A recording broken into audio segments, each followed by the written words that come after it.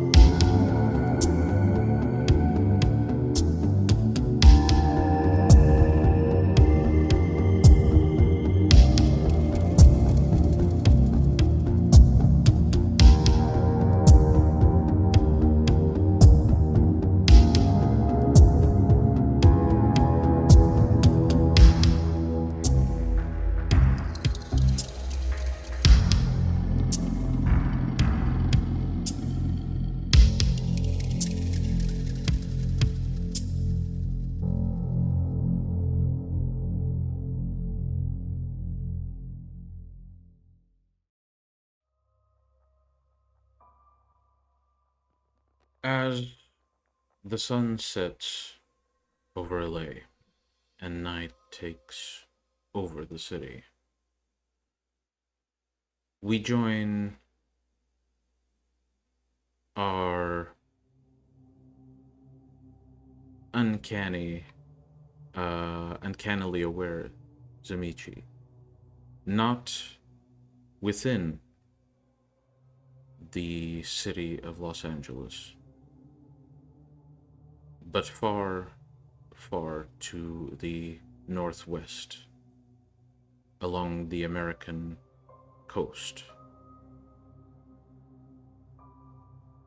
He wanders through the Shadowlands, seeking something. As he traverses through the pitch black environment, evading any potential threats that may wander by. In the distance, Jasper notices his objective. In the Shadowlands, it is but a mere echo of what it actually is in the real world. Fragments of the building float in midair. Perhaps reflections of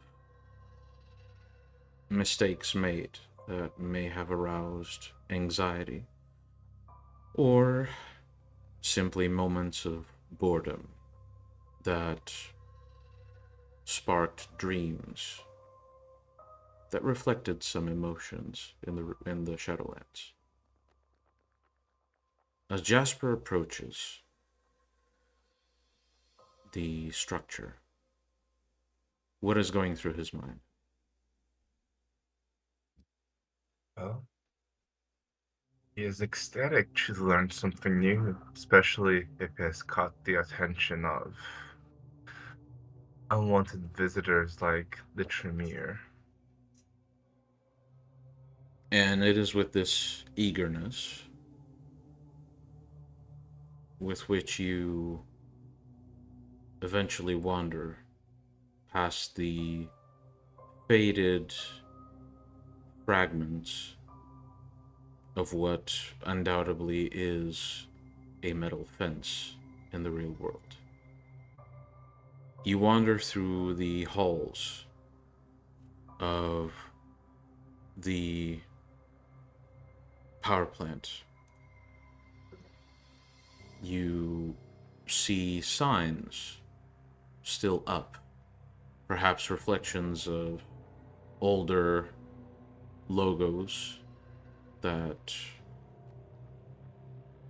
named this power plant the Diablo Canyon power plant. As you wander through the halls of this shell that houses the power you seek, you eventually find what you were looking for. In the fragmented figure of a large, almost entirely composed cylinder, you find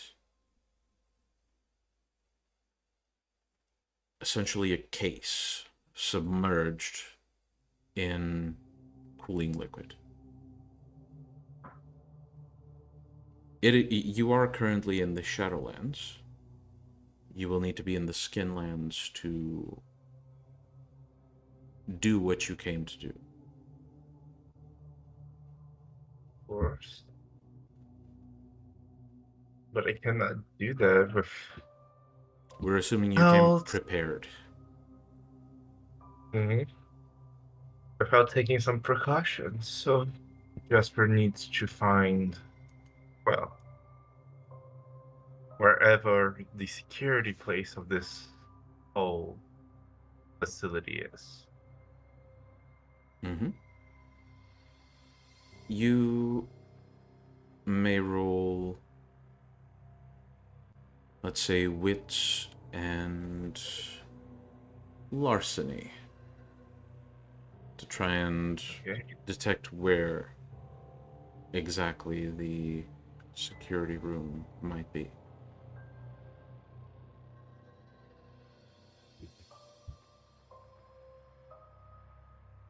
Just a second. Mm-hmm.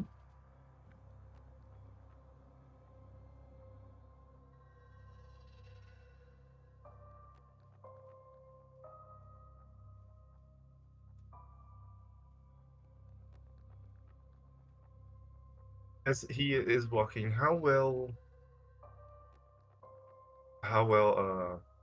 protected is this place? Um how good is the security here? From what you see, obviously you can peer into the Skinlands. That has its own risks, but you can peer into the Skinlands if you wish. From the Shadowlands, you do see a couple of fragments that might indicate they have cameras set up all over the place, but that's about it. Mhm. Peering into the Skinlands may yield some more information, but not right now.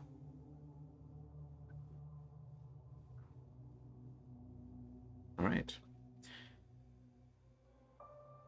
Taking bits and pieces of knowledge you've gathered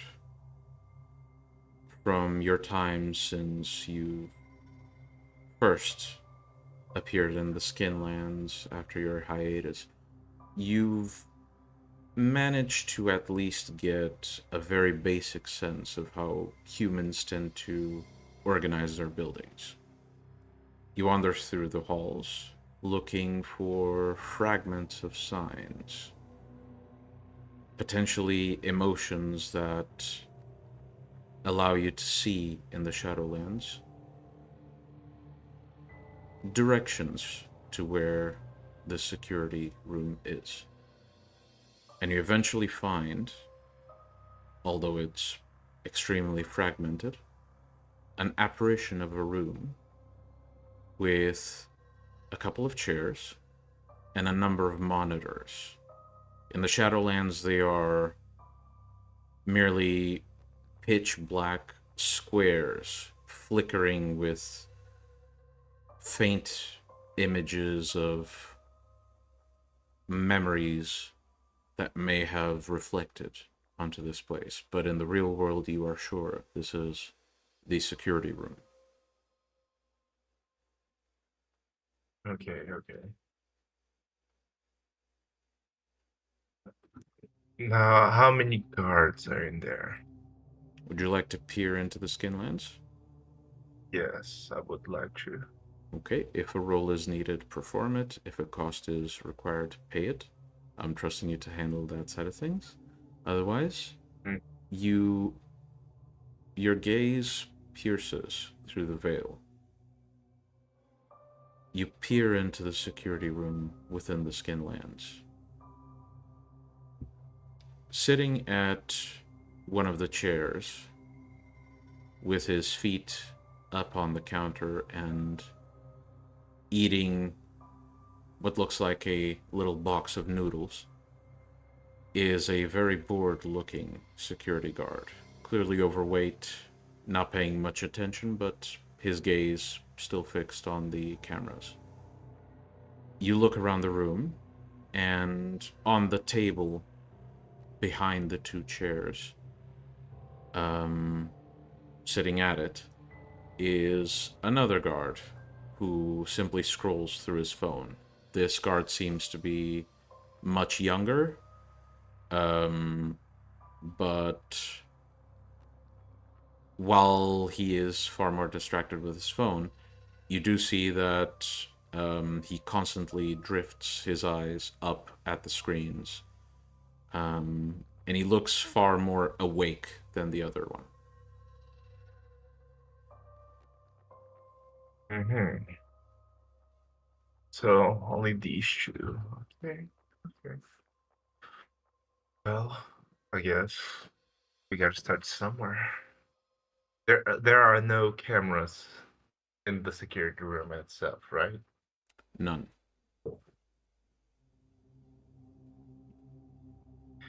Okay. It is time to, well, leave the Shadowlands and go into the Skinlands. All While right. doing so, getting rid of both of them at the same time wouldn't be a bad idea. And turning off the cameras. What approach are you taking in their disposal? And I'd like also the rationale behind it. Well, he wants to do this quietly. He doesn't want to be disturbed too much. So if he can use vicissitude to crush their windpipes, both of them, from behind. All right. Would it be fair to assume that Jasper would try to appear behind the younger guard at the table, try to silence him quickly, and then, if stealth was successful, sneak up on the other guard, otherwise, improvise? Is this a Yes. fair description of what you tried to do?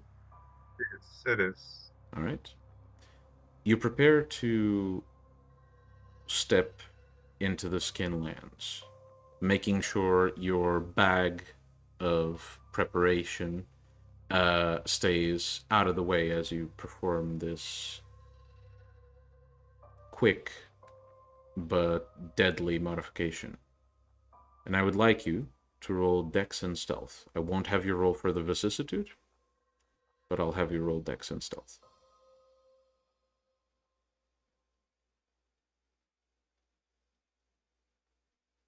A success. Okay. You step through the Shadowlands and into the Skinlands. You feel the cold caress of the veil slowly greeting you with the warmth of the air within the living world. As the extremely bored guard sitting on the chair in front of the screens, playing with his cup of noodles, as his attention is quite dulled, he does not notice you. Only the younger guard notices you. And as he turns around and almost opens his mouth to scream in horror at the sight he beholds, you very calmly, but in a very swift, quick motion, put your hand over his mouth. And while he attempts to struggle, you hold his arm still. Soon enough, his face is essentially fused shut. And you stop his thrashing with quick pinching on the back of his neck. You look to the other guard to make sure he didn't hear anything. And it seems that the commotion prompted only sort of a motion like this, sort of like a quiet down motion towards the back. Mm-hmm. Well, I'm also in need of some blood, so I might as well take a bite out of them. Okay, which one are you biting? I will remind you that the poor young man that you've just mangled, while dying, is technically still alive. Failing to struggle because you essentially just, crippled him. Well, let's take care of the other guy that can get, well, unwanted attention if he does see me first. Mm-hmm. Another, this time let's go strength and stealth, please. Mm-hmm. And difficulty will be slightly lowered as you do have your tails, which can serve as swift implements to make sure he doesn't do anything stupid. Run away.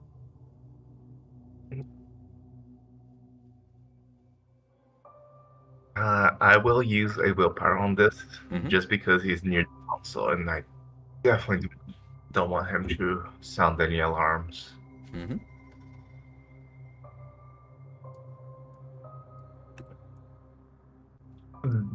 Oh my. It's always when you use your willpower that you get the good rolls. Right. With a swift motion, you dig into his neck with your fangs. And in his sort of addled state, he doesn't even get to react to what you're doing. Do you drain him, or do you only take enough to put him to sleep? Essentially, do you want to keep him alive? No, not really. Okay. Then you may regain 10 points of blood up to your maximum, so not exceeding it. As you remove your fangs from his neck, leaving only a drained, bloated corpse of the guard.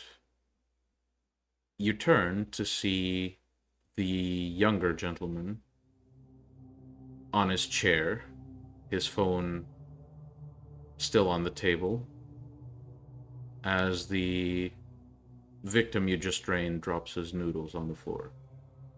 The young man is still twitching with his face here and there, but eventually begins to stop due to asphyxiation. I'm going to drink just a little bit more so I can top myself from that. You may add up to 10, all the way to max if you want. If you want to drain more, that will technically count as indulgence, which, while you're not that far into the path, you would know is technically supposed to be morally wrong. You don't yet feel it that way, but you've been told this part of the path. No. Okay. I would just take 4 blood from him. All right. May I know how you leave the gentleman? I leave them both sitting on their chairs, nothing else. Okay. And I will go up to the monitor and the panels and turn off. Well, if it's recording, turn off the cameras. All of them. Let me just check something.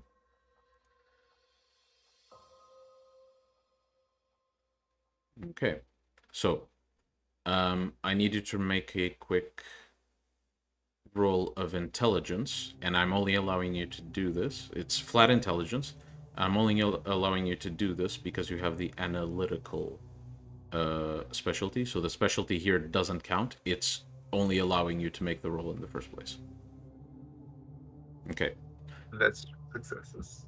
For the purposes you are here for, you would know that if someone were to come into this room and examine both the bodies, a drained body and someone with a very mangled face with no signs of actual, blade work, that would technically be considered a breach of the silence.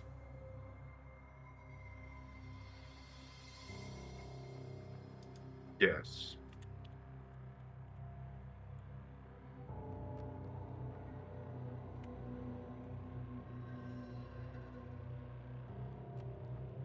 Do I, turn off successfully the cameras? Just so I know. Yeah, you turn off the cameras. You make sure at least that they're not recording anymore. Mm-hmm.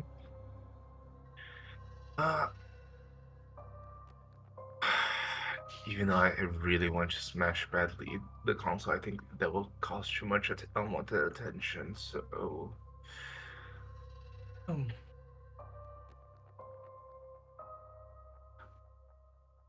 It's not recording, but it's still active, the cameras, I would imagine. They are still active. You can deactivate them completely, but it requires an access card to do so. Okay.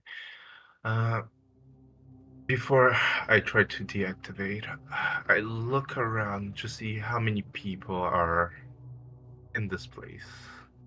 Kind of a head count. Through the cameras? Through the cameras. Okay, allow me to make a roll. I already know how many there are, but I want to see how many you can actually see in the cameras. Right. Mm-hmm. While you're pretty sure it's not all of them, you confirm at least 3 people working in the building. On one of the cameras, you see essentially a member of night staff patrolling the hallways. You see someone in the control room, that is the room that controls everything related to the reactor itself, essentially making sure that the levels in the power plant stay within a reasonable level. And you see a single man with a construction helmet and a notepad taking notes next to the concrete cylinder that forms the reactor. Okay. I check both security cards for any credentials or cards to use. Okay.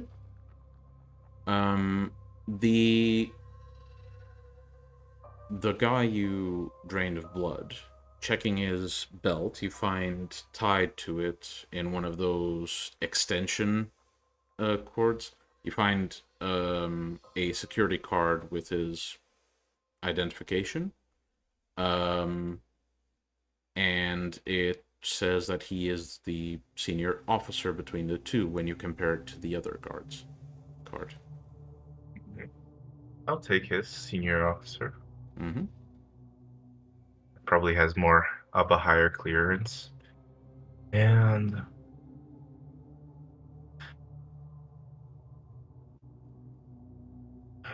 let's see, how far away from the control room am I? Mm.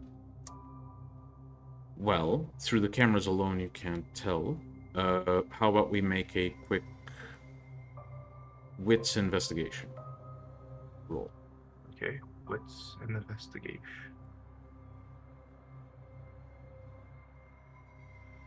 One, two, three, four, five, six, 7 successes. All right. You search the room, and eventually, in one of the drawers, you find a number of documents, mostly pertaining to the details in the for people who work in this position, namely directions to the restricted areas that are most likely targets of invasion during attempts at sabotage. Through this, you basically get a good sense of where the reactor is and where the control room is. They are both, essentially, if you were to go through the hallways, they are about 2 minutes walking, as you would have to exit this building and enter like another side building. And on top of that, you would have to go through a lot of hallways that pass through common areas. Now, it is nighttime, so you'd wager there isn't all that much crew within the building. That said, running into any of them would potentially jeopardize this entire attempt at an experiment. We can allow that. They're both dead. Probably there's more security to show up. I would take the card that I got from the senior officer, and I'm going to completely turn off cameras.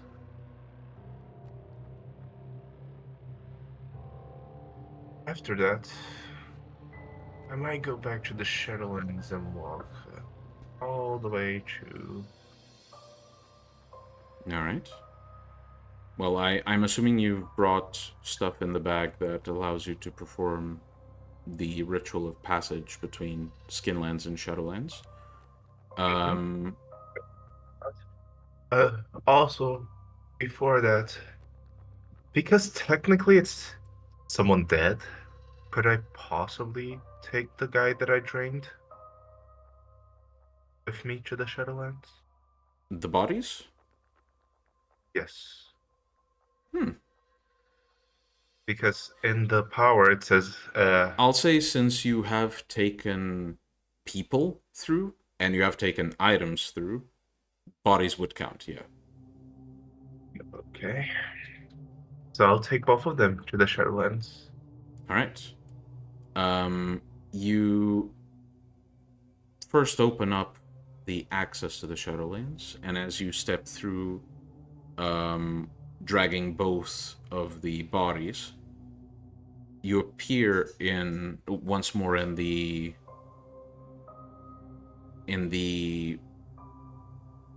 representation of the security room within the Shadowlands.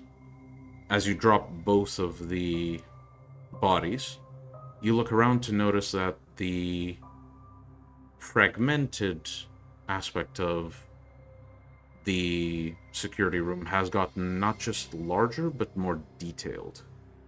Specifically, the area with the table and the chair where the younger gentleman was are now in incredible detail, so much so that there is even an apparition of the phone, or a representation of the phone, an echo of the fear the young man had right before he died.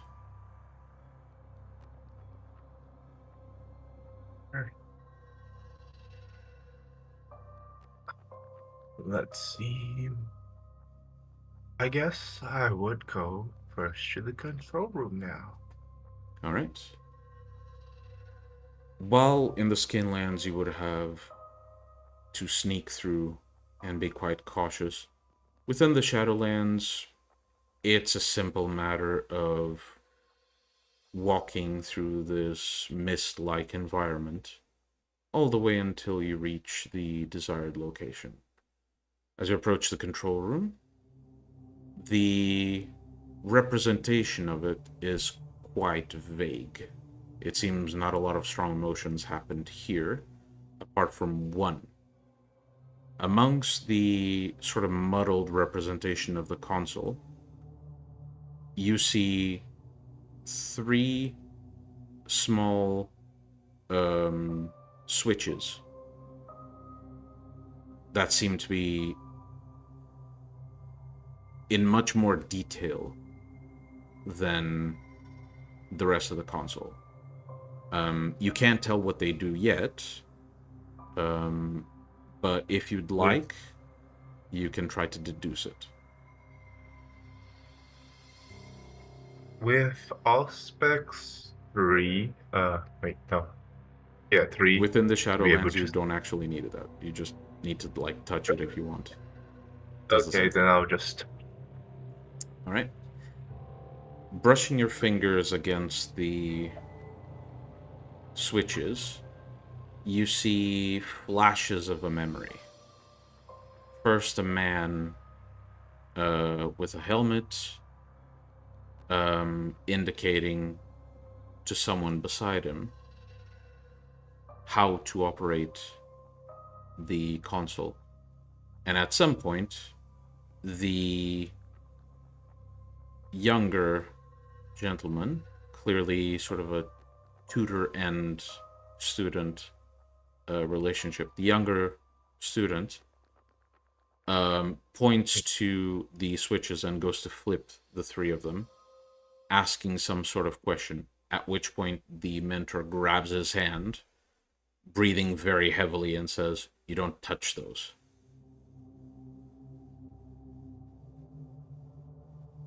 Okay. Interesting.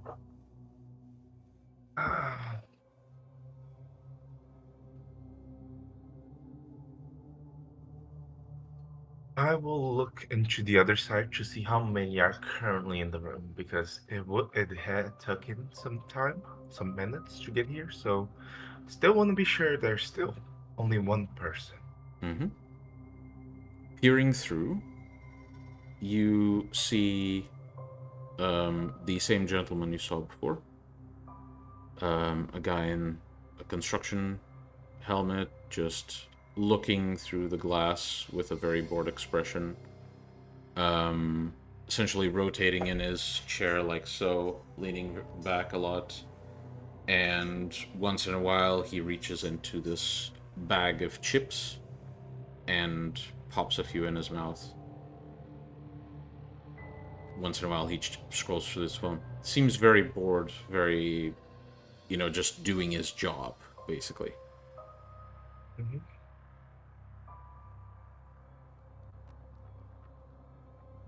I would like to reach into the skin lens and not kill him immediately. I need him, but I will silence him. Hmm. How will you silence him, specifically?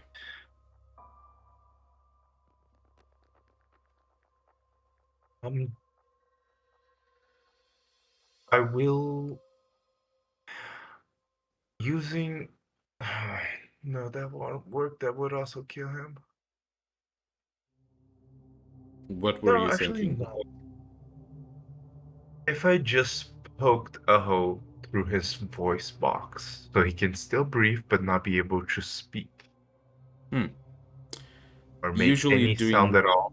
usually doing something like this with a knife might cause him to die, since the precision you'd need is, you'd basically need to do a tracheotomy with a bit less precision, which Mm. can be very dangerous. That said, vicissitude allows you to do things that a regular surgeon with a knife might struggle to do. So it is possible. The role will be quite difficult. Not too difficult, but quite difficult.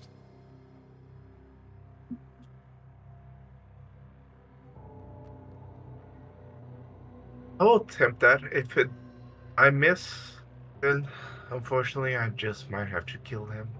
Okay? Then I need you to make 2 rolls.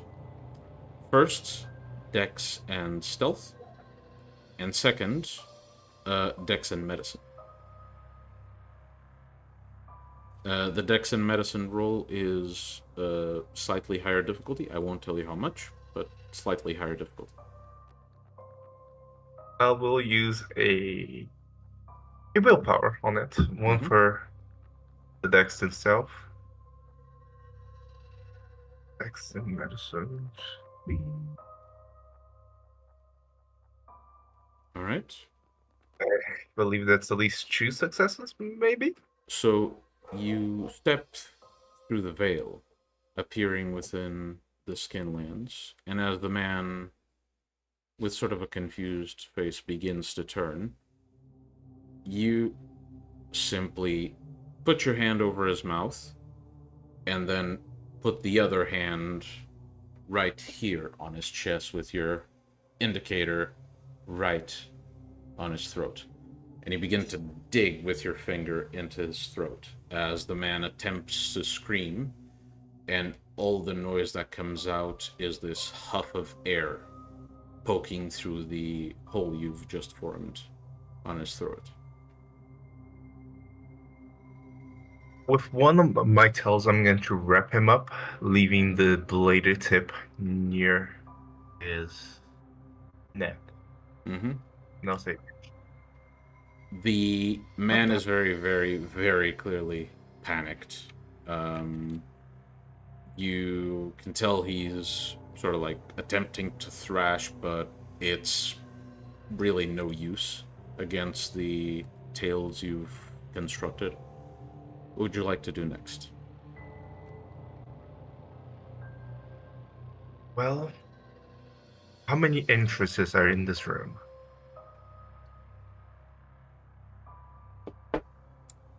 There are 2 entrances.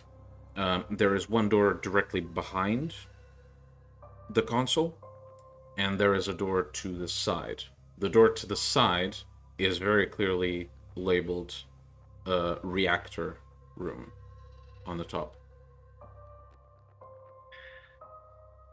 Well, is there anything to block the one that is not to the reactor room? Oh, there's the chair he was Something sitting big. on. Well, I'm going to lift him up, grab the chair, and use it to keep the door locked for the time being for now. All right. And under the handle, they cannot open the door. Mhm. You wedge the chair under the the handle. It has wheels, so you sort of have to like flip it upside down to do this, but it's still doable. Mm-hmm.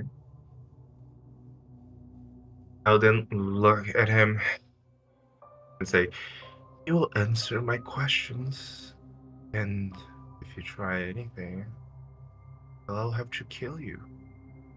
You understand that?" Okay. Are you using a power or just intimidation? I I'm using both intimidation and telepathy so I can hear his mind. All right. I won't have you roll for telepathy, but please roll me a manipulation and intimidation roll. What persuasive count towards it? Yes.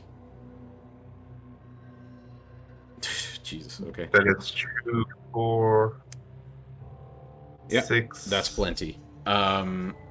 The man with a terrified look on his face, still sort of trying to clasp at his neck, just nods, sort of attempting to gasp for air, as the situation you've put him in is essentially breaking his whole perception of reality.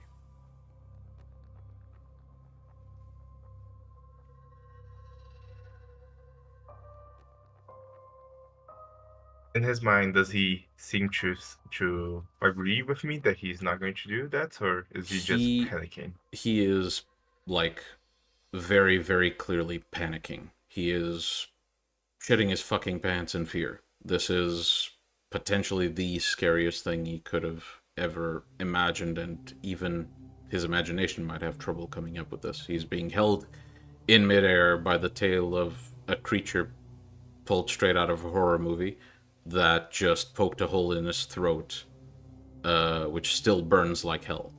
He's very, very afraid for his life, and you think that if you let him go, he might panic and run. But so long as you're holding him, he doesn't really like his rational, his faculties aren't functioning properly. He's in fight or flight mode, so essentially his thoughts are very muddled. He's not thinking about betraying you. He's thinking about what he can do to survive. I pull him closer and says, "Yes, you want to survive, don't you? Then tell me, or think at least, how long would it take for, well, the reactor to fully go off if something bad happens? Hmm. Let's say the coolant system malfunctions."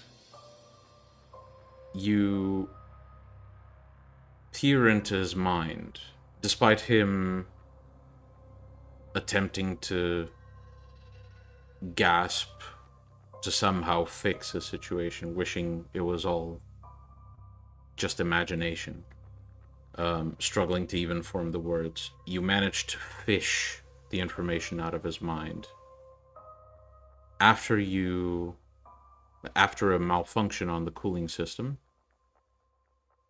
the reactor would begin heating, and it would take, depending on the potency of the reactor and how it's set up, it could take anywhere from about half an hour to a whole night.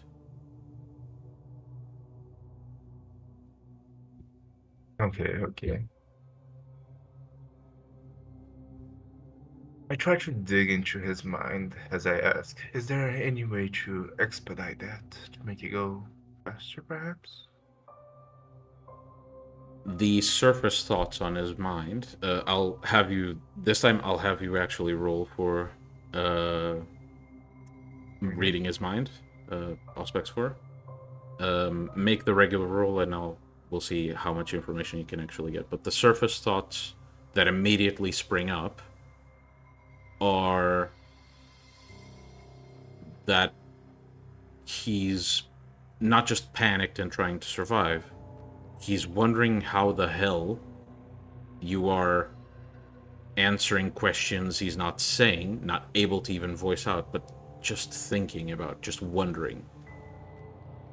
I And that is a quite good success. roll.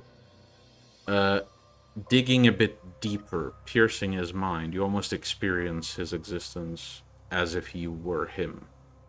And you, from your perception, you see absolute fear and panic, and the image in your mind of the console in front of you, and suddenly all the buttons have meaning to you.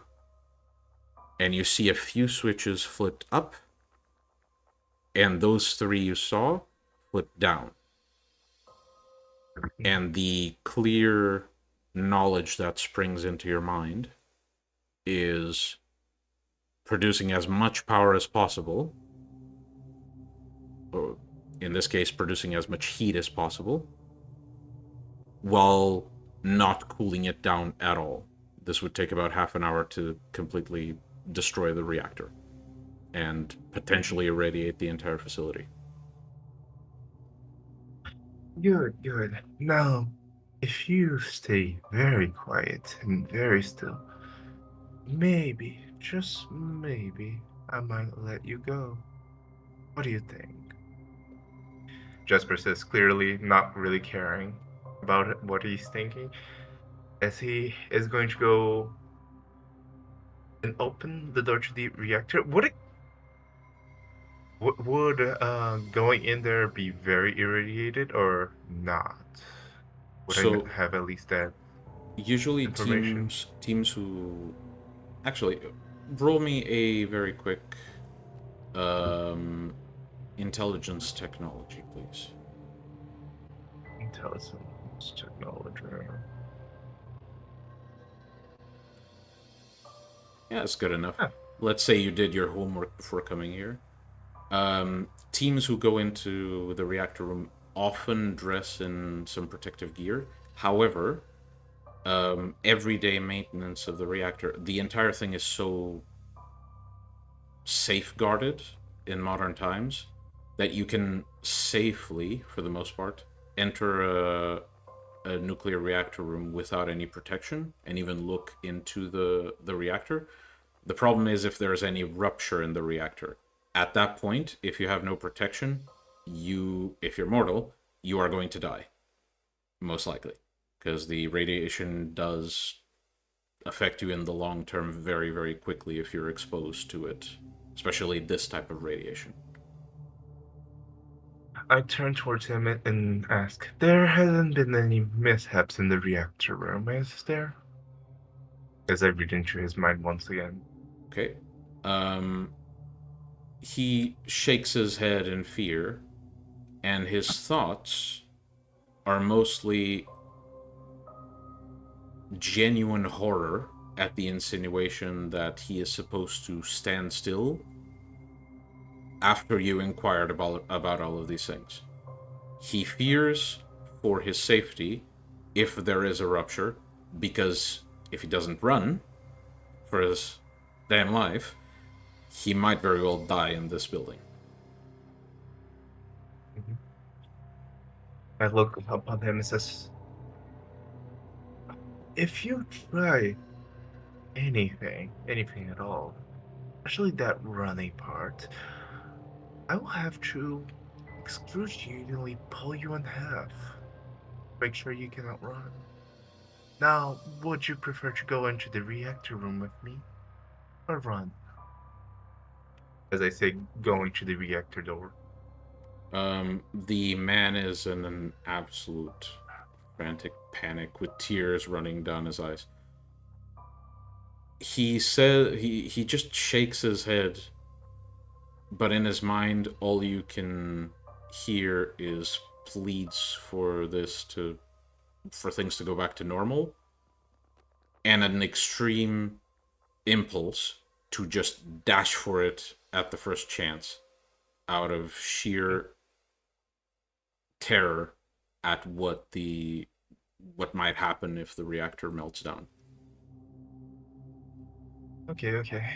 I will go into the reactor room and get as close as I can to the reactor and try to summon the spirit that is here, apparently. Okay. Whichever Amir seem to be interested in. Walking into the reactor room, the first thing that catches your eye is one man with his back turned to you, examining the reactor for any faults, essentially doing a safety check of the reactor, with a clipboard, essentially checking a bunch of boxes. He hasn't noticed you yet, but in response to the sound of the door opening, he just speaks out. What's up, Bob? He doesn't look back, he just says this.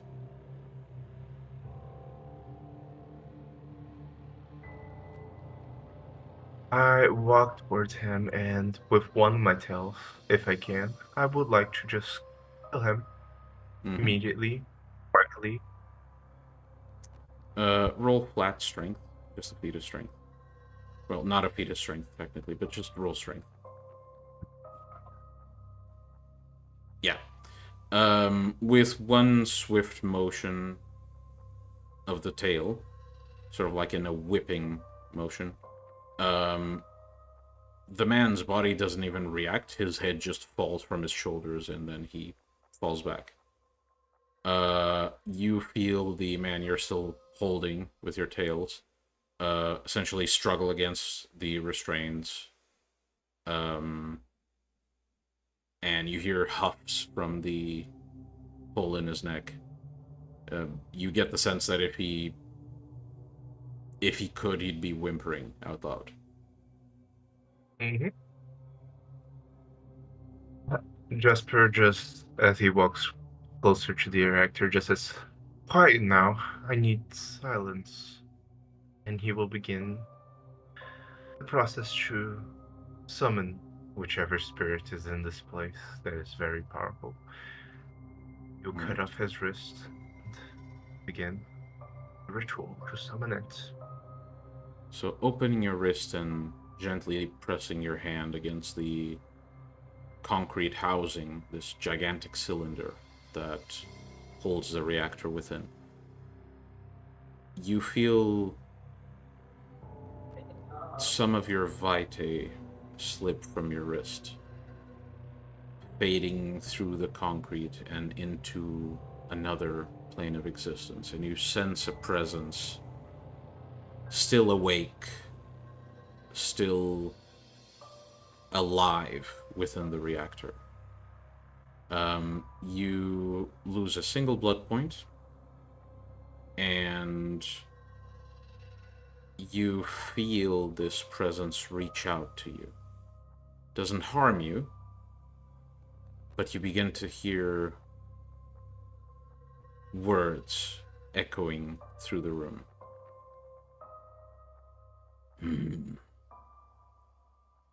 What is a death walking creature like you doing here? Hmm. That is a good question.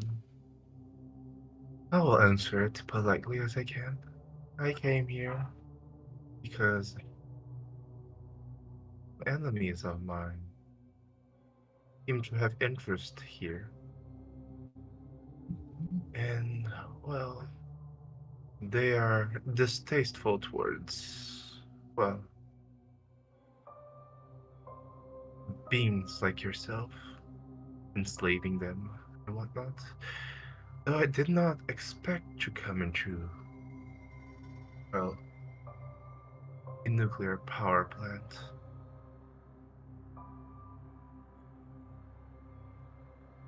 Kin of yours?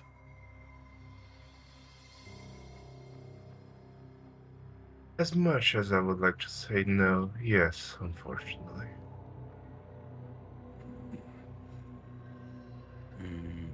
Servants of the worm often fight amongst each other. Then again, servants of Gaia do the same, do they not? It is indeed true. Though The I like to think of this as different from my brethren. The voice, as it echoes from this cylinder, with a sort of crackling quality to it, speaks in a more interested tone. So, what brings one cursed away from death to my prison? Jasper raises an eyebrow. Prison, you say? I never pondered whether this would be your home or prison. Interesting. Well, I came here to seek an ally. But since you said that you're in prison, why not make a friend as I free you from this forsaken place that you're in, while also keeping you away from others that wish to imprison you in the future? How would you do something like this?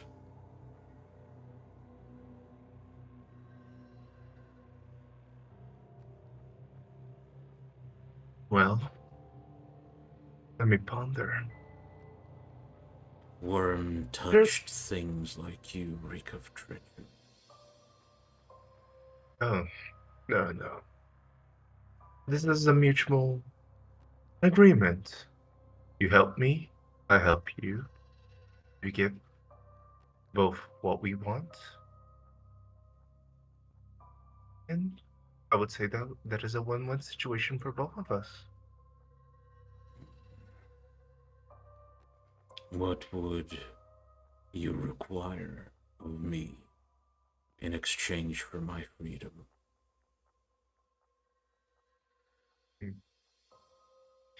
Simple, really. I just asked for you to share some of your power with me. After that, you can do whatever you want as long as you can help me also whenever I call you. And in exchange, I will do anything you ask. That is, of course, within my reach. As you The, mention, it, hmm? and does not put me in life-threatening situations. As you mention, essentially the insinuation of being put under your service in exchange for freedom, you sense a crackling, tingling sensation on the palm of your hand and in your wrist as some more of your vitae begins to feel a pull. Do you allow it? Mhm. I'll allow it. Mm-hmm. You lose another blood point as the vitae once more almost evaporates out of your wrist into something alien to this plane of existence. And the voice from within the reactor speaks a bit louder. Exchanging a prison for a set of chains is not freedom. Oh, no. You mistake my words. This is going to be mutual service to each other. As I said, I will ask you for your powers, and whenever you need my services, I'll help you with whatever you want or desire. Think of this as a business ship.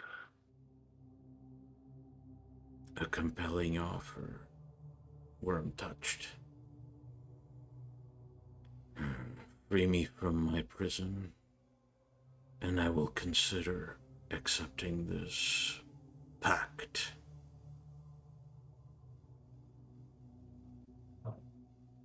Very well. I will free you exclusively out of charge for this agreement of ours. And I hope that you will take kindly to your heart my proposal.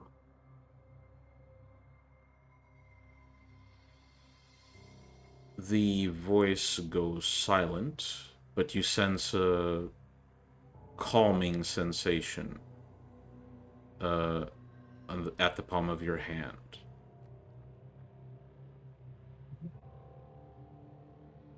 And Jasper will go back to the reactor room and, with the information he pluckered from the Meng's head, he will begin flipping switches to commence the fastest meltdown into this facility that he can. Mm-hmm. As you Which, begin flipping switches, the man you are still holding with your tails begins to struggle even more vigorously. Um, you can definitely sense the distress he's in. Um, Attempting any amount of even brushing against his thoughts, it is very, very clear that he's trying to just bolt as soon as he gets a chance because he doesn't want to die in this room. don't worry, you won't die here, I say as I'm flipping the switches. Yeah. And once I flip all the switches, I will use one of my tails to break the console so no one can stop the meltdown from happening. Okay. As you flip the last switch, there is a warning sign that appears on the console. Um, and you simply brush the tail in a whipping motion across the base of the console, and with a few sparks, the lights on the console go out. With a few extra whips, you break the switches and you make sure that this console is completely inoperable. Shortly after you flip the switches, one of the screens, like the monitoring screens next to the console, begins flashing red on the temperature marker. And it seems that the temperature is rising far quicker than it's natural.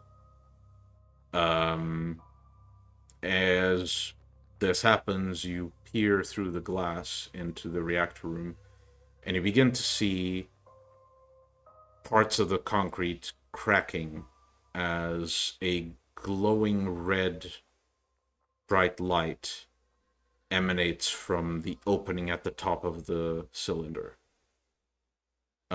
The man next to you um, begins to struggle even more as one of the devices he has attached to his belt begins to tick and tick and tick quicker. Mm-hmm. You've done your research, you know what this is. It's a Geiger counter, and it's going crazy. Mm-hmm. And yet, I you feel completely untouched. okay. I would speak out loud to say to the spirit, I'll be taking my leave to get out of the explosion radius, but I'll be nearby, I say to the spirit, and I will begin opening up a hole into the Shadowlands and step through it. I Mm-hmm. can leave quite and safely out of the blast radius. As you begin to open the portal, the man still struggling in the grip of your tail, you hear the echo of the spirit's response. We will do great things together. As you begin to see small fires within the reactor room building up. And as you step into the Shadowlands, ensuring the death of the mortal you carry with you, we will take a quick break. We will be back in around 15 minutes. to join some of the other members of the pack. See you soon.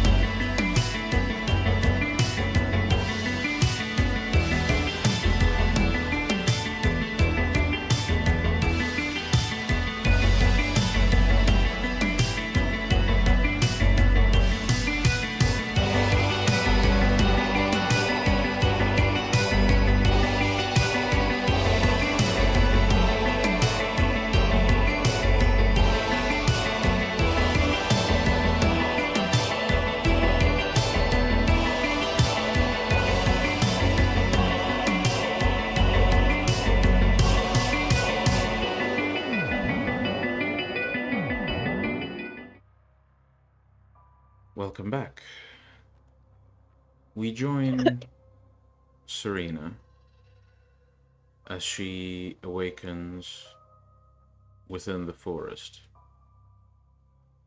In the cave, she's spent the most recent nights.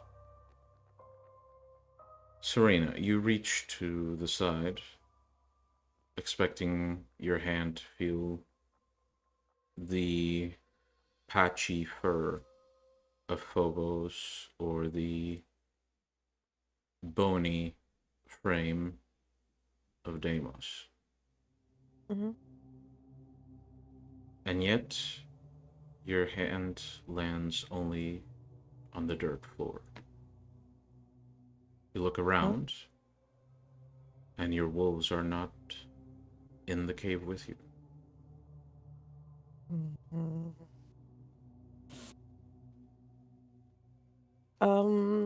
Serena's going to use the eyes of the forest to find the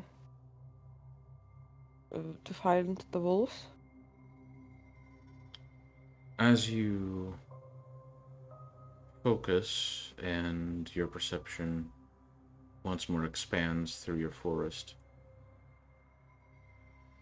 you capture the sight of your altar, now marked with ritual after ritual, after praise after praise, after prayer. And standing on either side of this altar are your wolves. Now, with their backs straightened, as big, well, even bigger than bears at this point. Oh, And they so much. stand at the ready, towering, almost having to lower their head not to hit the branches at the top of the tree. Serena's going to go out and quickly step through a tree to go to the elder space. Mm-hmm. The wolves look to you, their off-colored eyes, left on one of the wolves, right on the other. They begin to almost stand out to your perception as the rest of the world almost loses all the color and light it has. And as those eyes stare to you, you hear, well, you feel a presence around you, below you, surrounding you. And it speaks in a deep, ethereal tone. Your final trial.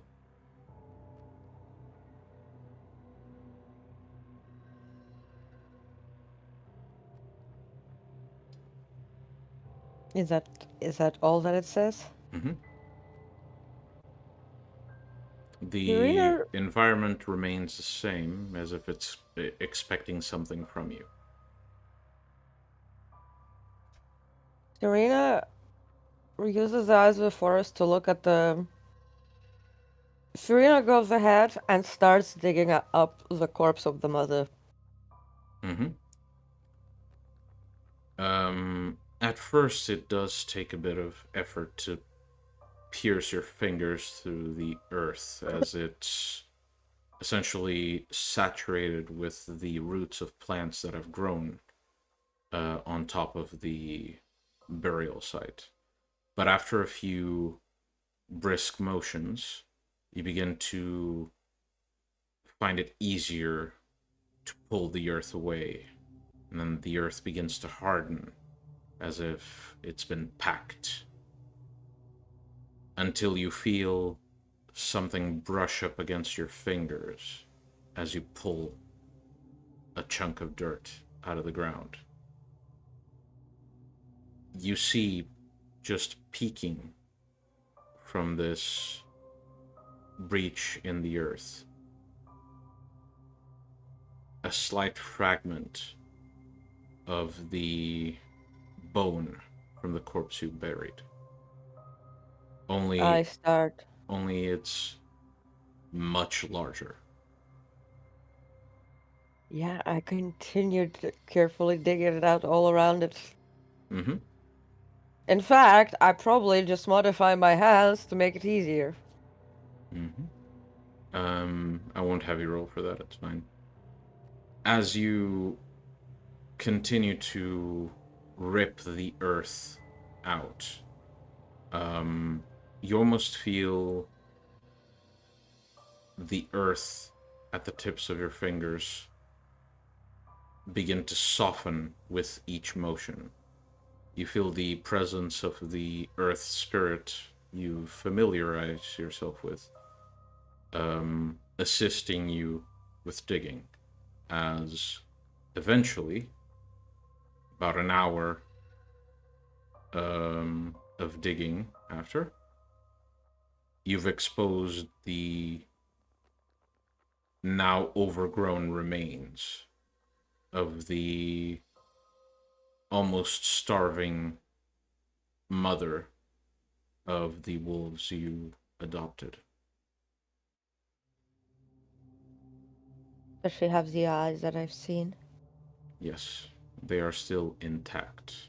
Notably, both of them have the odd coloring that your wolves have. I pick up the body and jump out of the hole. Mm-hmm. As you begin to pull the body out, it's almost as if it assists you. It doesn't allow you to carry all of the weight. It doesn't do the work for you, but it definitely feels as if it's making the job easier. And as you take the body out, the wolves look to it, then look to you, and the voice echoes in your mind once more. The final trial. Sacrifice.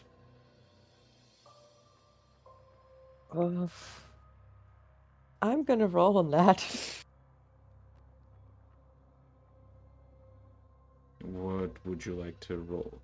What are you trying to achieve, actually? I'm trying to understand what I'm supposed to sacrifice. Hmm. My blood? The wolves? What? You... I think you'd be attuned enough by now to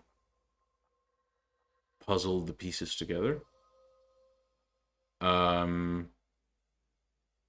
As the wolves essentially relax their posture, the environment remaining unchanging. They approach the remains. Phobos sniffs, pushing it slightly with her nose, and Deimos looks to you and then to the body. It's pretty clear that these two creatures that you've developed a bond with, you became attached to, they, in a sense, are the sacrifice. Irina.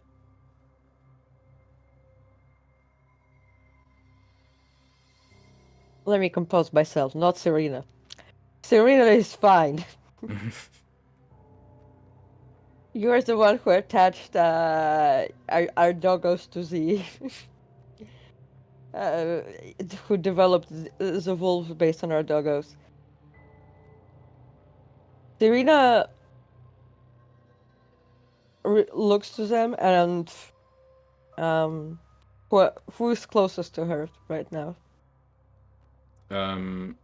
Deimos would be. Uh, Yep. she's going to shape her arm into a... I wanted to do that for a long while. She's going to shape her arm into a sword, like so that there's sharp bones on the end. Mm-hmm. As you do, Deimos approaches you without any fear and presses his forehead against you in sort of a show of affection, after which it looks to the hole on the ground and simply climbs in.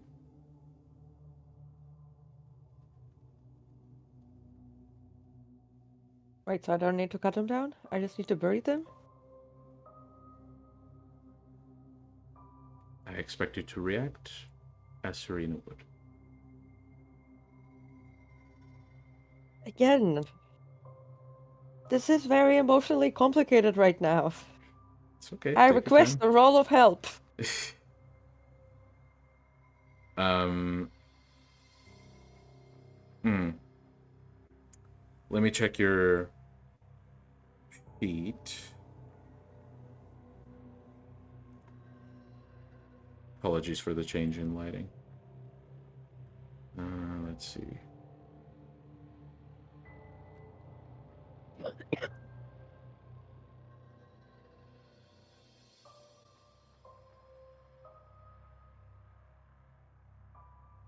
I suppose you can roll wit and occult with foresight as a specialty that applies. Okay, 1, 2, 3, 4. 2 successes. Mm-hmm. So with the entire experience you've gone through, it's very clear that all of this entire test has been to show that you understand the cycles this entity wants you to familiarize yourself with. To that end, the cycle does involve these wolves. It's not that you need to kill them, it's that you need to accept the fact that they're dying.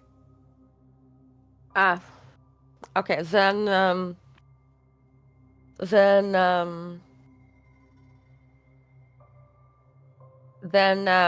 can we retcon the sword hand transformation? Yeah, that's okay. fine.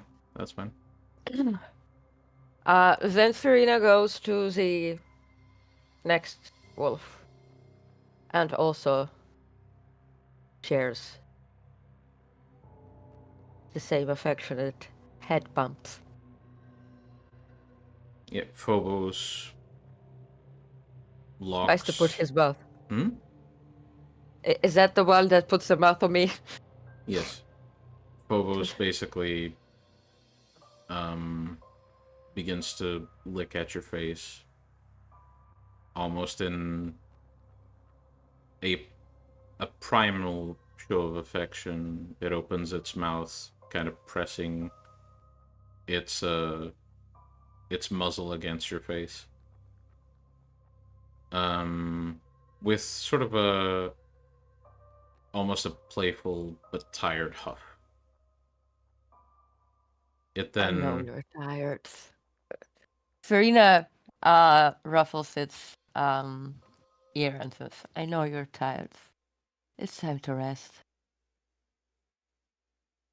Let's go. I prepared a bed for you.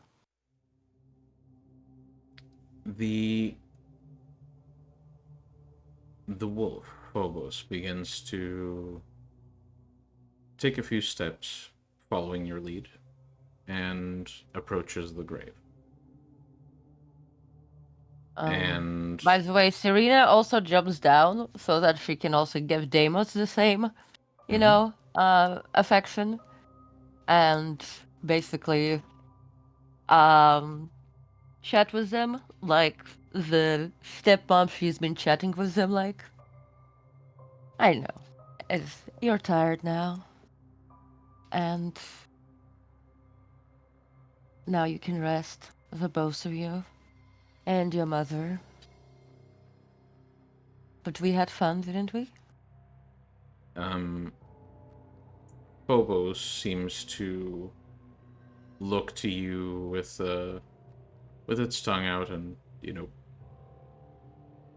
despite its sickly appearance, it drools very happily. While Deimos simply nuzzles at your leg, with a very weak breath, caressing it, as it begins to run out of energy, given its almost emaciated state. Serena stays with them in the hole until they die. Well, they don't die while you're in there. They Okay. begin to close their eyes and almost fall asleep. When they fall asleep, Serena's gonna carefully get out, pick up the mother, and also place her carefully in the middle where she was sitting with them. As you do, it's almost as if the skeleton naturally falls in a position where it cradles both of them. And in their exhaustion, both Phobos and Deimos seem to press their backs against the carcass. Serena looks around for some flowers. Would be easy to find. Yeah, so she basically gather flowers to make a wreath, a wreath? Wreath. You know, like a wreath. To drop into the hole. And then she'll start getting the earth back, asking the earth spirit again to help her gently cover up, as if she's putting a blanket over the trio. As the earth makes contact with the fur and skin of the wolves, while they don't show any pain, you do see the flesh almost immediately turn pitch black and begin to sludge off of the bones. Trina continues. Yeah. And as... But still observing and taking everything in. As you begin to cover the wolves fully, the world around you begins to regain some of its color.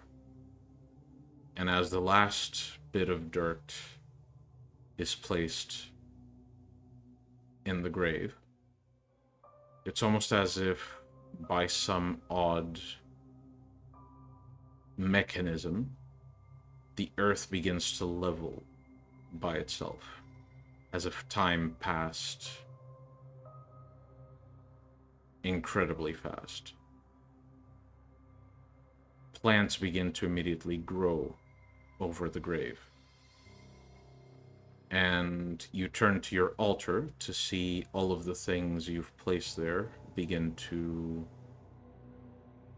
rot and fall apart and be replaced by vines and essentially life that flourishes from all of this decay.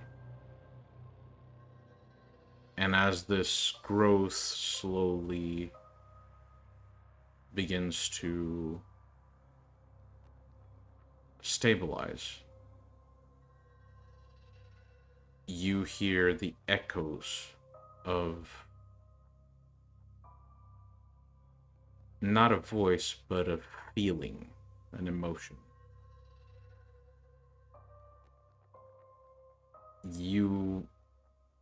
The closest thing you can say to put it into words is a feeling of accomplishment, pride, maybe satisfaction.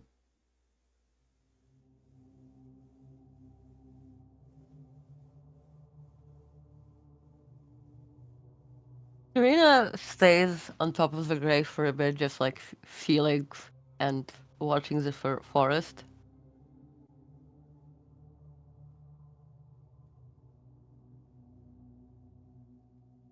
Does she still feel the presence? Yes. It does not go away.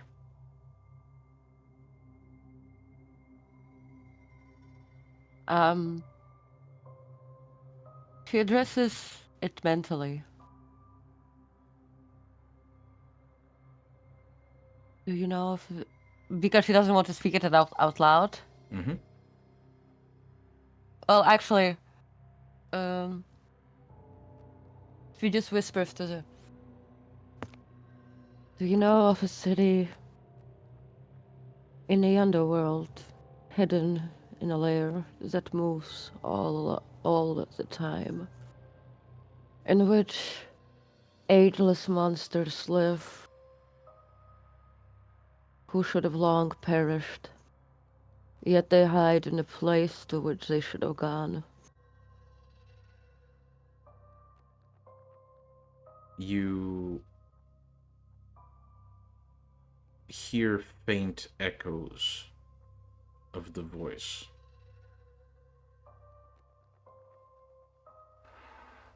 The city of Enoch. Reflections Yes. of Cain's first true domain. Yes, that city. We wish to besiege it. And so you shall, through your own hand.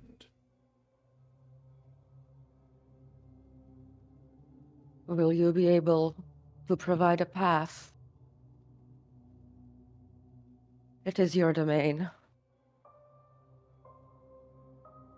I will simply give you the key. You open the door. Understood. And the presence fades.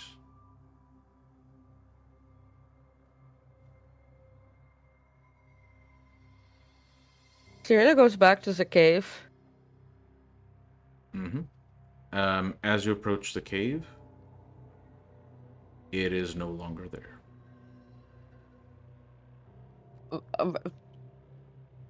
I hope it didn't bury my stuff. I hope my stuff, Your like stuff is cards out. or like... It's fine. Okay.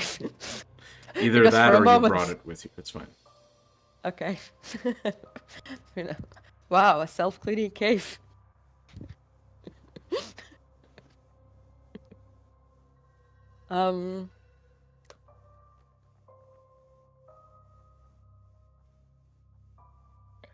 Serena expands her view to see if there's any forest defilers, litterers in the area.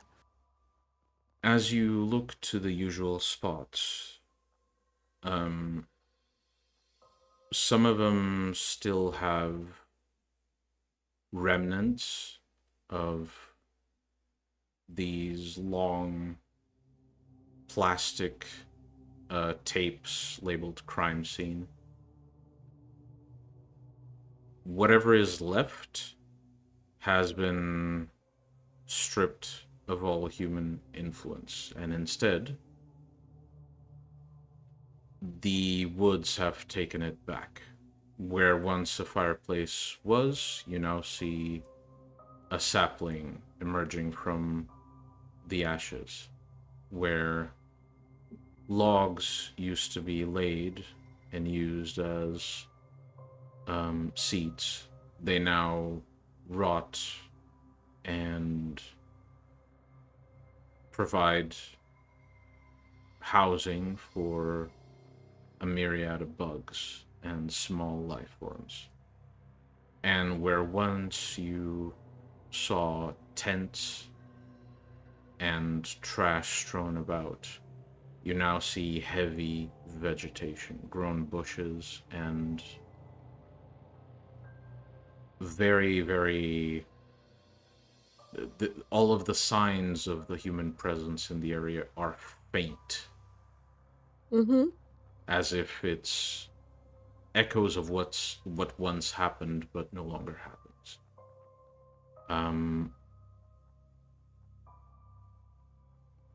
What do you do next?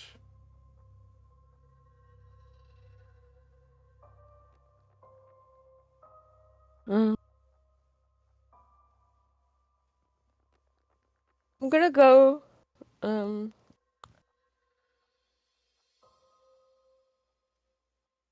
thinking that. Well, I think I'm gonna get my phone and text Cecil. So I finished my dedication and restored this forest area too. Send. Mm-hmm. Well, as you open your phone and you send this text, you see it's read, and then you almost immediately get a response. Where have you been?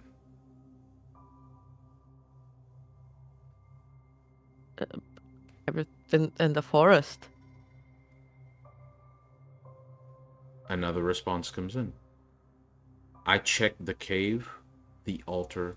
It's been 3 nights. Oh. Serena just like, what? Serena. Serena steps into a tree. To go to the edge of the forest. Well, actually, she just texts Cecil, where are you now? Cecil responds, go to the haven. I'll meet you there. Mm-hmm. You can bring the wolves if you want. Farina just steps out of a tree and to where she should have left the big van in which she brought the wolves. Does she have a parking ticket? She has to.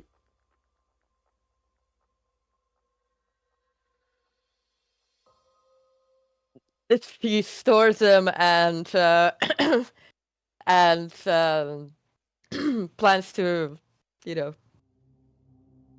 pay them later so that her car doesn't get stopped by the police for not paying parking tickets. Mm-hmm. And starts driving back to the haven.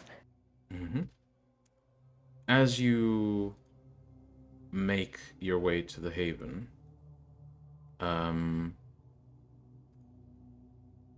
the world around you feels almost as if you're more aware of how fleeting life is, of how inevitable death is. And yet, the world around you has never felt more alive. You begin to approach the haven, and what goes through your mind as you drive through the city?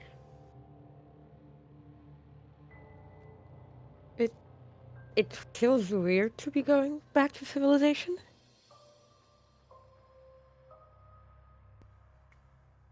It's like the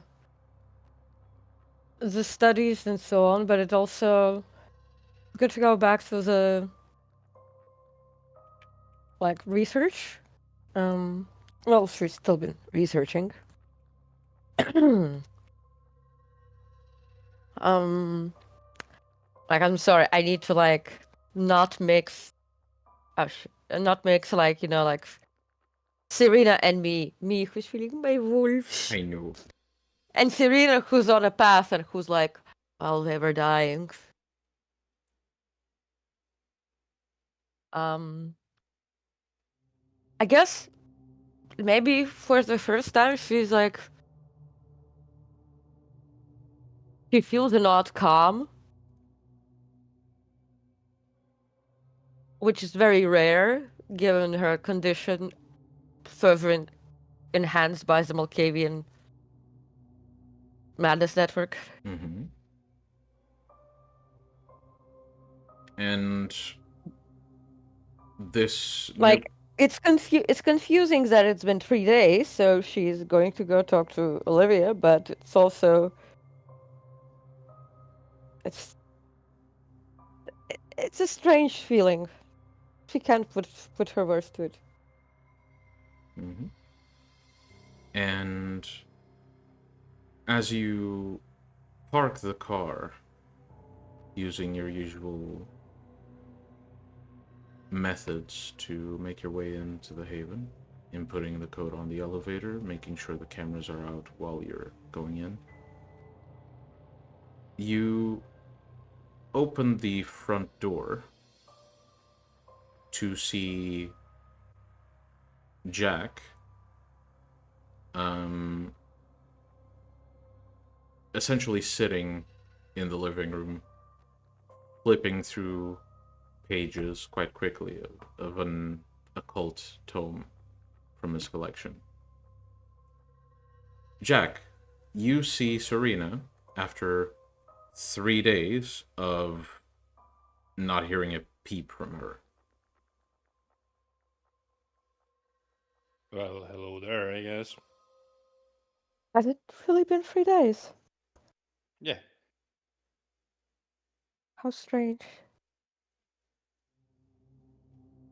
Mind elaborating?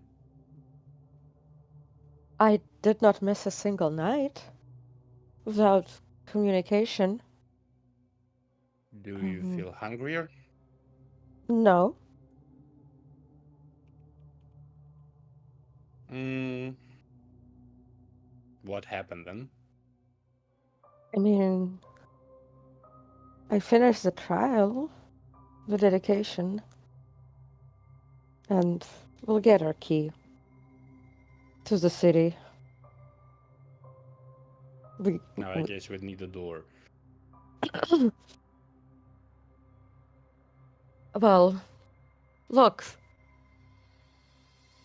When I woke up, I guess 3 days ago, Mm-hmm. my rolls were gone. I mean, I try to save the story for when Olivia gets back here, but I'm assuming she is pissed, worried, out of her mind.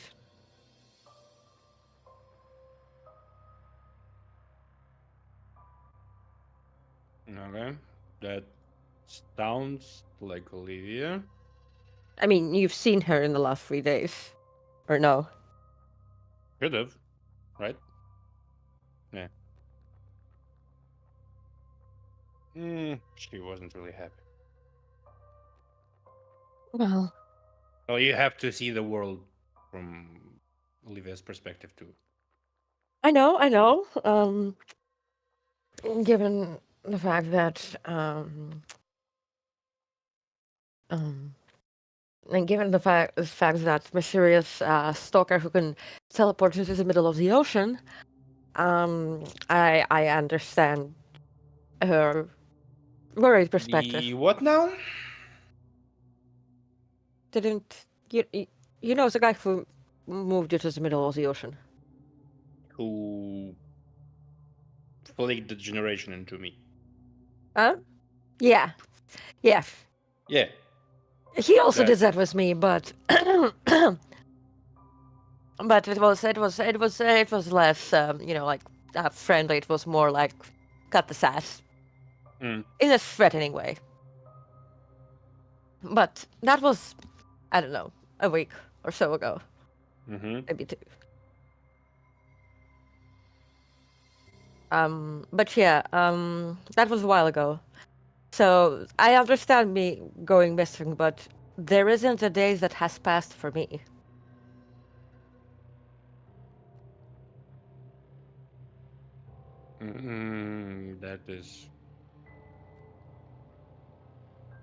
That is strange though. I mean, all the places that I've cleansed of human. Well, like I said, let's wait for Olivia so that I don't need to repeat myself multiple times. Meanwhile, I'll try to remember if I read or heard anything about time dilations. And as Jack says this, the front door of the haven slams open, and Olivia essentially stomps their way in, looks to you, Serena, and says, "Where the hell were you?" Serena turns around with her hands in there. Like I was saying before, I woke up today. Well, I guess for you that must have been 3 days ago. I've been in communication with you all the time, from my perspective. She looks to her phone and, like the last text messages. And indeed she sees that, her last text message had gone to Olivia, like, 4 nights ago now. Like, before she fell asleep. I woke up what I thought to be the next day, and my wolves, which at that point looked like they were dying, but also were the size of the bears, were missing, and they were at the altar. And I came there, and it was the final step. Letting go. The death step, right? So I had to dig up the corpse of their mother, the bones of which also grew. The mother was the same size. And then, basically, we said our goodbyes. The wolf went into the deep, deep pit. I dug. Look, Laid to rest. And you were safe. Wait, let me. Yeah? Yes. Look, what Okay. I'm explaining is that I woke up 3 days ago. It was the final part of the ritual. I put the wolf to rest, and I passed my dedication. We also got I've been given the key to to what. So, I don't know how the path, but yeah, so the dedication is done. Everything that I killed there. So basically, when I came back to, like, while this was happening, I was like in this liminal space of some sort. And when I came back, grass grew back on the place. The cave was gone. My things were outside of the cave, and I just texted you. Well, that's only then I found out it was 3 days.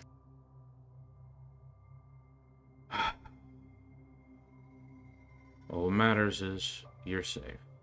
And you're saying you got a way in. No.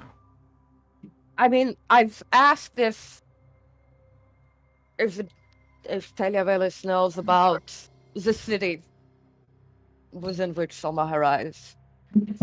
He knows it, knows the name, obviously. And I asked if he can, like, provide a path for us because we wish to besiege it. And he said that besiege it will shall, and that I have the key. I mean, I guess it will be understood when the time is right. I mean, I didn't get a physical key, but I suppose it's something on the other side, maybe?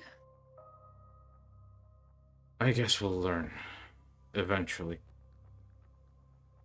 This is a lot to take in. I had to pause my experiments to look for you. I am sorry that Televelis did not send you a message that I'll be gone for 3 days. And Serena cracks a smile at Olivia. Olivia, with quite an annoyed look on their face, just shakes their head and begins to walk towards the bedroom Serena follows. To collect Serena material follows. for the experiments. Serena follows her. Mm-hmm. Grabs her by the waist and nuzzles her neck. The only reaction you get at that point is a very subdued, not now. Okay. I'm kind of mad. I'm sorry. The quiet mad. Oh, And I didn't mean to disappear for 3 days. without a word, Olivia enters the bedroom, slams the door shut. Serena goes And- back down to Jack. Sits opposite of I him get and is her. like, I get her, honestly. "Am I sleeping on a sofa?" Larry's room's empty. If you wanna. The door to your bedroom opens again, and Olivia exits with the usual experiment bag around their torso and begins to walk towards the front door. I'm going to continue my experiments since they've fallen behind. Please stay where we can see you. I'll try my best. As Olivia opens the front door, she's met with Jasper as he sort of reacts a bit surprised to see Olivia. They sort of stare at each other for a second, and then Olivia promptly steps around him, goes to the elevator. Well, Shirley is in the mood. Did something happen? Well, I finished my dedication to Tellurvillus, and apparently, what I thought was waking up today was actually me waking up 3 days ago, and I was in a liminal space somewhere for 3 days. Interesting. Mm-hmm. Seems you were That is quite very busy. interesting. Yeah. My wolves grew to the size of a bear, but it was time to bury them and finish the trial. So yeah. Life I and death. see. Well, I'm also making some strides in my own things. But good to know that you finally finished up with your show of faith to your death god, I think. Well, we have the key to the city now. I have somewhere. Do we have the door for the key? Or at least the lock? Interesting. I mean, maybe the door is somewhere in the Shadowlands. I mean, I could ask the spirit of the Shadowlands that I made a pact with. Can you just maybe look into the Shadowlands right now? Sure. And Jasper would look into the Shadowlands to see if there's any change on Serena. You look into the Shadowlands. I need you to roll courage, please.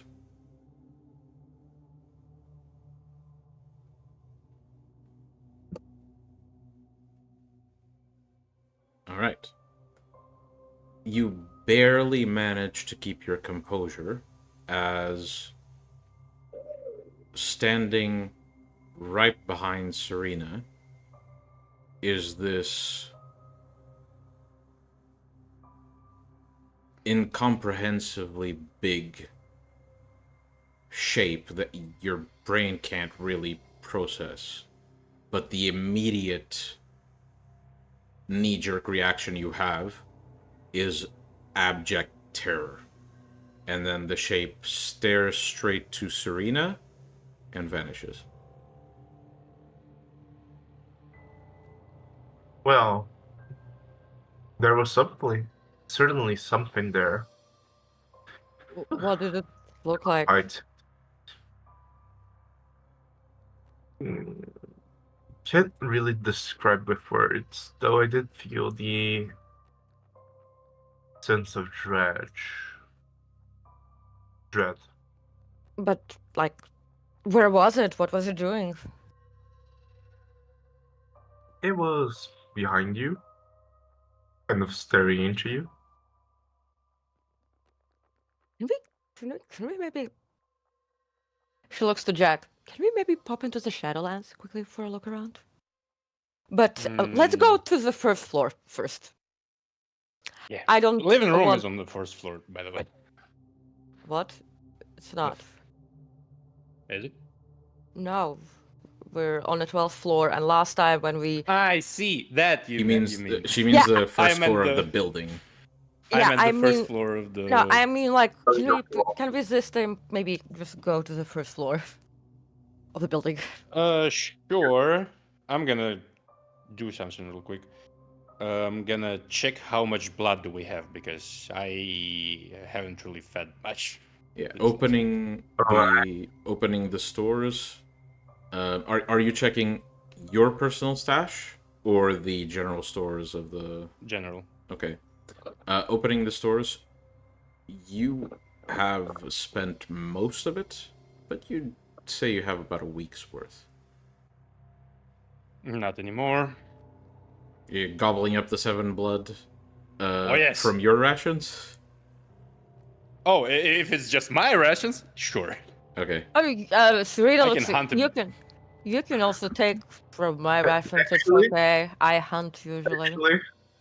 Actually, I did bring that one guy with me into the Shadowlands.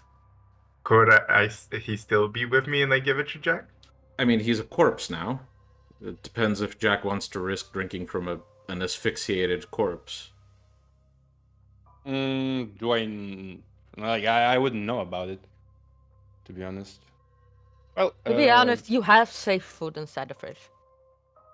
yeah. Let me do that. And Serena, if you don't mind me stealing like another 3-4 days worth. I'm hunted full. I cannot really kill that easy.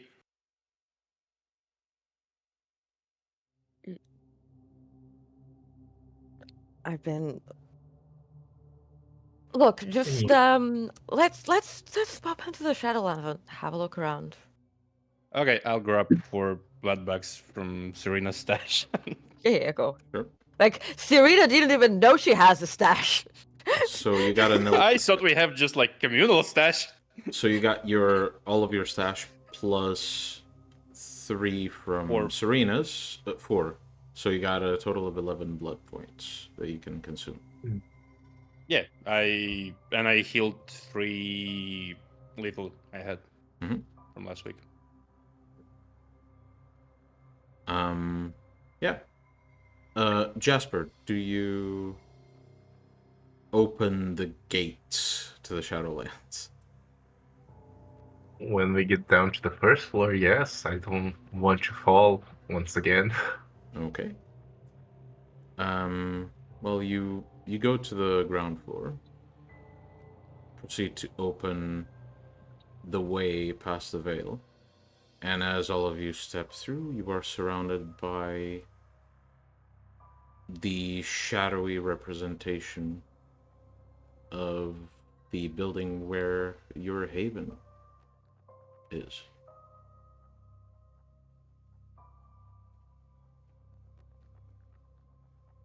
Well, Anything? Everything seems as you've seen it before. Maybe ask to level is really nicely. I don't know. How long would it take me to sprint to the florist area? Depends how much blood are you spending. My current dexterity rating is 8. Yes. Without any I'm blood asking spending. if you're willing to spend some blood to speed up the process. Yeah, Yeah. I am. How much? Let's say 6. 6? You'd be able to reach it in like 1, maybe 2 turns, and come back in that same time. Cyrilla looks to the guys and says, "I'll be right back." Mm-hmm. Just before you go, what exactly are you looking for? I'm just gonna go quickly to my sacrificial site. I'll be right back. It won't take longer than a second. Well, Okay. it will take a few seconds, but I'll be back Okay. in a gypsy. You're not gonna be able to keep up, and I don't want to spend a lot of, blood to go take a car ride to the place and then come back. So Sirius gonna whoosh. Mm-hmm.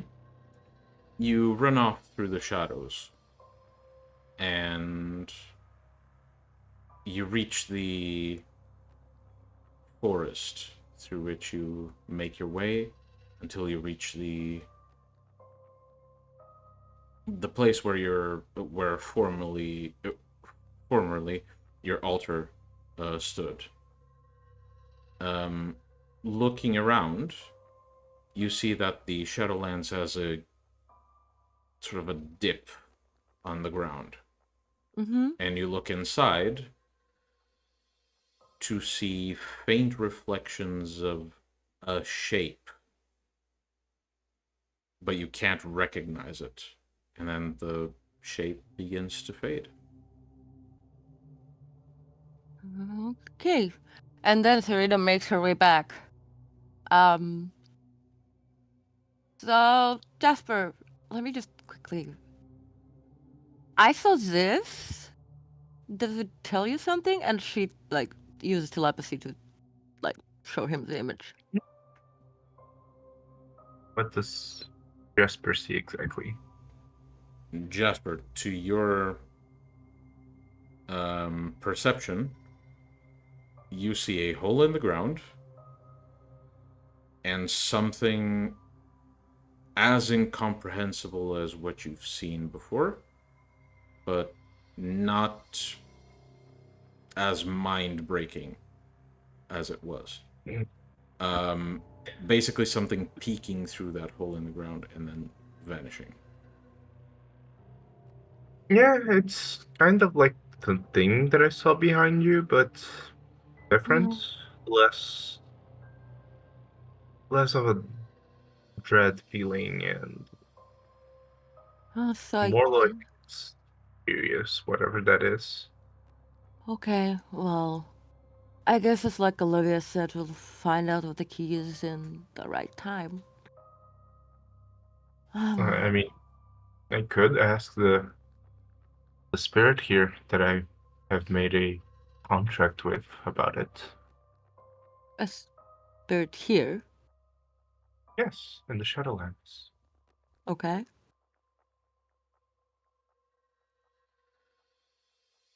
And Jasper will try to summon it using his own blood. Are we talking about the one you just made a pact with? No. The other one, the first one. Earth one? Or do you mean the... The kinda. The spicy rocks one. The spicy one. It's actually not the Spicy Rocks one. It's another one you guys aren't aware of. So you attempt to pull at this spirit, calling it. And a quick note, Jack,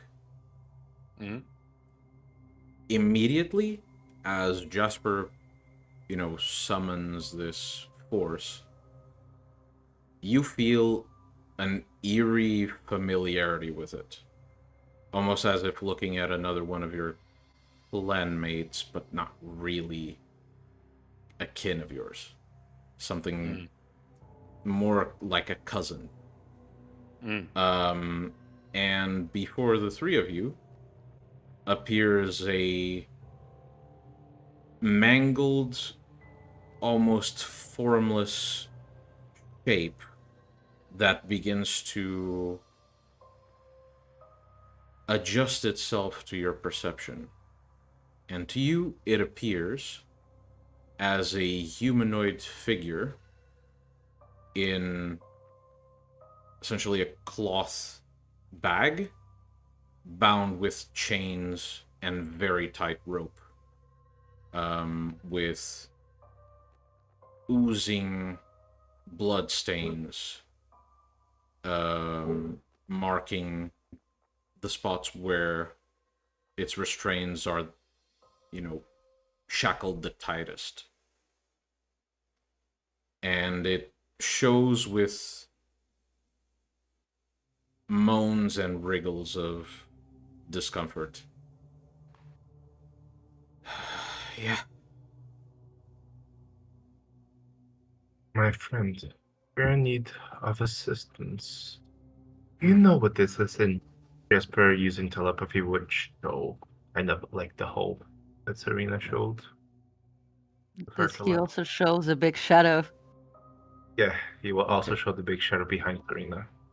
Let me roll something. The spirit rolls for courage. No, the spirits roll with Academy. The wriggling shape begins to almost... It flinches and begins to almost try to back away, but Jasper, with a simple motion, you manage to pull it back, and it can't really struggle against you. And eventually it just, through grunts of agony, it just says, "The infinite nothingness, the corruption of all things, the end. We yearn for it, and yet it terrifies us." Triel looks at the spirit. There's nothing terrifying about Teleovelis. I don't know what you guys are talking about. Mm. Mhm. Well, I don't know. Whatever this Enoch that he gave you, well, apparently it's not this exactly. Key. The key. You have the key. Jasper stops and We need a path.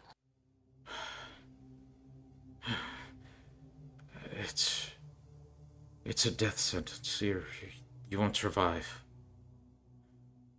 Right now, we'll come with forces. Jasper, now very curious, pulls him even closer, says, "What do you know of Enoch?" To the other two, basically as Jasper does a slight motion, almost effortless on his part, to pull the spirit closer, you see the restraints tighten, and you hear cracking of bone underneath. Serena just after spending a few weeks in the forest, no restraints, speaking the way she does with nature spirits. She just flinches in the slight disgust, so to say. It goes against how to say the cycle of things in her mind. All right. Jasper, could you please repeat your question? What do What you do you know of know? Enoch and this Ian path, perhaps? The lost city. Destroyed, but it's still there. Memories. They did something. They dislodged it. Set it free from this. And it says this as it almost opens its posture to gesture to your surroundings. The only way in. The masters know it, but I wouldn't know. Well, whatever you called oblivion.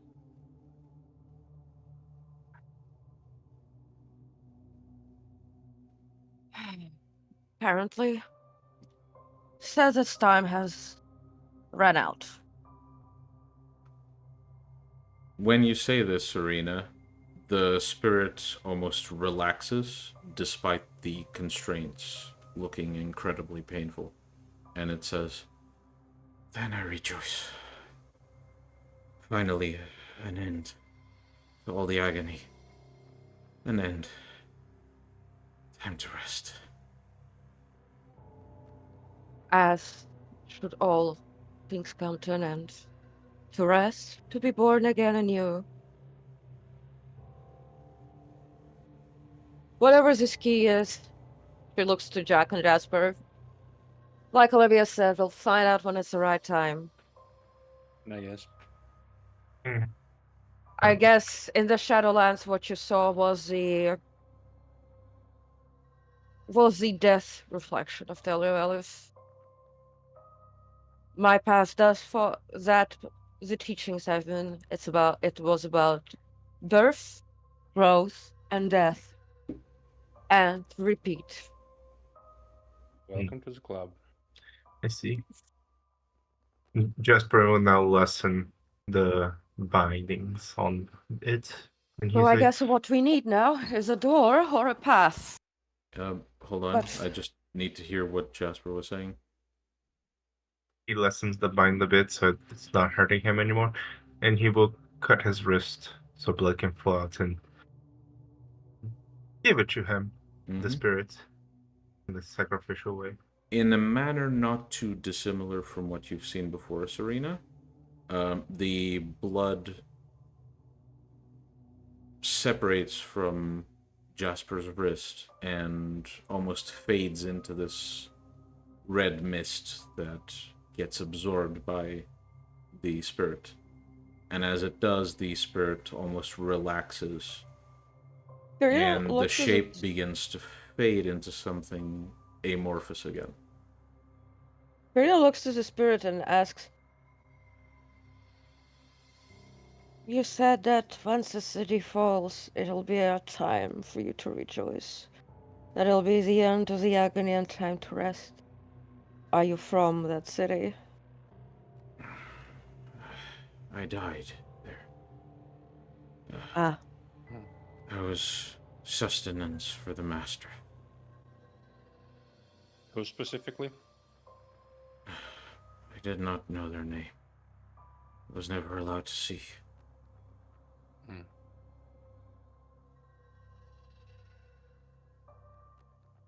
Did you Well- hear voices? Constantly. Do you remember any names? No. None.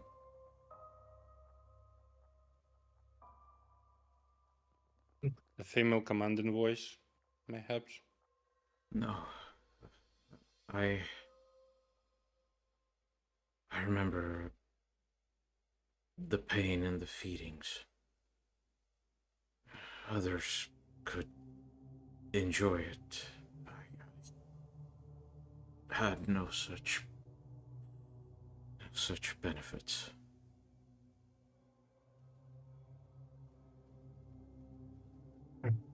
That's interesting.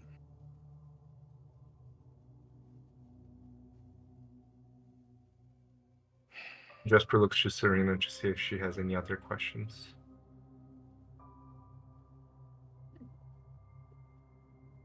Karina just, well, let's get back to reality before you know who notices. Of Ah, course. wait, she looks at the spirit. Do not speak of the key, of the fall, of the oblivion to others. I only speak to this one. Karina then nods in relief. Jasper, with a gesture of his hands, releases enough the bind so it can move freely as it wishes now. And in a fade that somehow, with no real indication, still looks agonizing, the spirit almost dissolves back into the Shadowlands. And then, with the sleeve, Mm-hmm. and Jasper would begin to open the way to the skin lens once again. And as our protagonists return, Serena, as you step through, for just a fleeting moment, within the infinite darkness, you almost spot two prying lights, almost as if stars in the sky, only they stare straight at you. And as soon as you spot it, you fade back into the Skinlands with your pack.